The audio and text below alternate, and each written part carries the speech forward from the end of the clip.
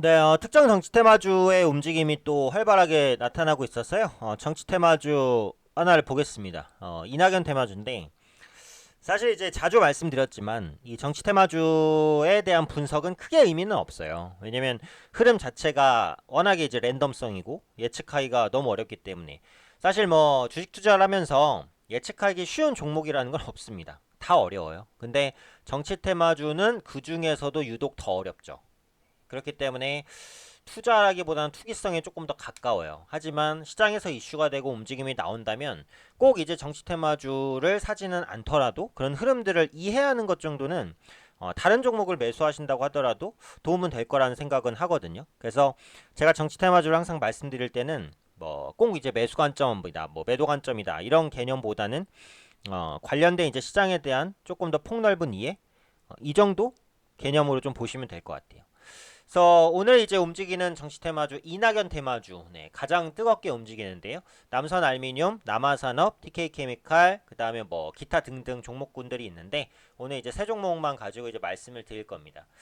일단은 그 정치 테마주가 움직이기 괜찮은 시기인 건 맞아요. 왜냐면 내년 4월 15일 네, 총선이 예정돼 있습니다.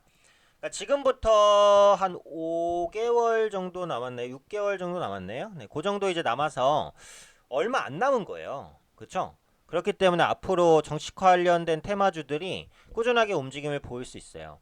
특히 이번 총선 같은 경우에는 시장 관심이 좀 더 높을 수 있는 게 뭐냐면은 결과 예측이 어려워요. 왜 어렵냐? 지금 민주당과 어, 한국당의 지지율 격차가 오차 범위 내까지 좁혀지는 그런 모습들입니다.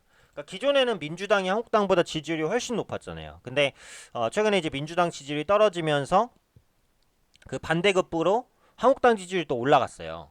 그래서 지금 민주당이 지지율 조사에서는 한국당보다는 약간 앞서는 것으로 보이긴 한데 어쨌든 격차가 많이 좁혀졌단 말이에요. 지금 상황에서는 앞으로는 또 어떻게 될지 두고 봐야겠지만 그래서 이번 총선에서 어느 당이 좀 그 승리를 할지에 대한 예측이 어렵습니다. 그렇기 때문에 이 총선 관련된 이슈에 시장의 관심이 예년보다는 좀 더 클 수 있다라고 보여지고 있어요.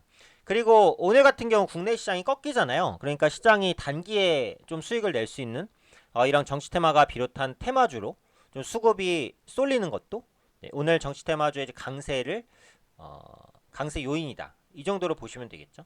그래서 오늘 이제 상한가를 간 이낙연 테마주는 남아산업인데 그 남아산업 같은 경우에는 지금 테마로 엮인 부분이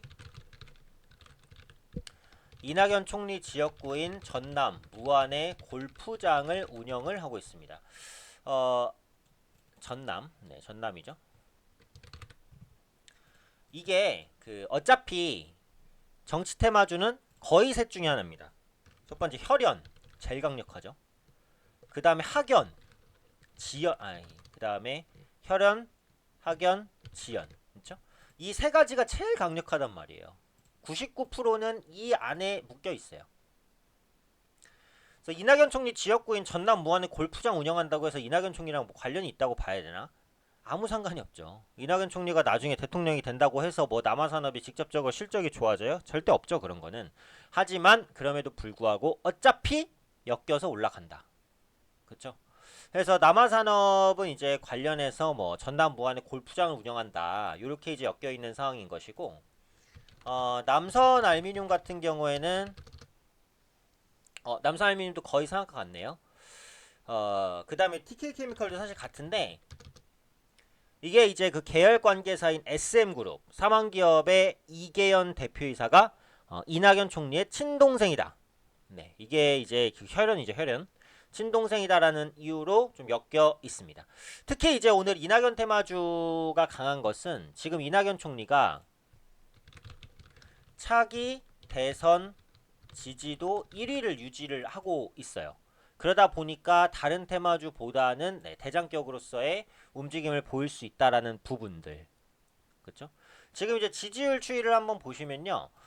이낙연 총리가 이제 그 20% 정도, 그 다음에 그 황교안 대표가 11% 정도입니다.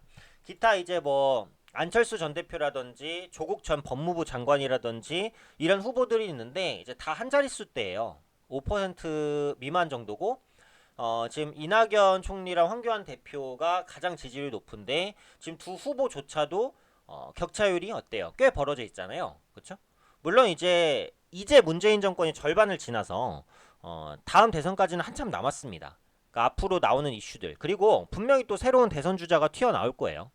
그때 가서 변수는 있겠지만 어쨌든 지금까지는 이낙연 총리가 1위인 것은 맞아요. 그래서 그러다 보니까 관련 테마성으로도 가장 강한 흐름이 이어진다라는 거죠. 그래서 테마주, 그러니까 대선 테마주나 이제 통선 테마주를 보실 분들은 지지율이 되게 중요하죠. 네, 관련된 지지율이 어떻게 움직이는지를 꼼꼼히 보셔야 될 것 같고. 다만 이제 결론은 그렇습니다. 항상 그렇지만 어차피 대선 테마주는 실적, 모멘텀 아무 상관이 없어요. 아무 상관이 없기 때문에 변동성이 굉장히 클 수 있다. 어차피 대선 테마주를 꼭 하시겠다면 급등 종목을 따라가지 말고 급등 우에 눌린 종목을 보는 게 분명히 좋아요. 가격적으로라도 좀 눈에 보이는 부담이 적다라고 할 때 그때 들어가는 게 맞아요. 그래서 오히려 좀 잠잠해졌을 때가 기회일 수도 있으니까요. 대선 테마주는 접근하지 않거나 접근할 때는 가격적인 부담이라도 기술적으로 좀 부담이 크지 않을 때 그럴 때 이제 접근하시는 게 좋고 지지율 추이는 꼼꼼히 확인하실 필요가 있다. 이 정도로 말씀드리겠습니다.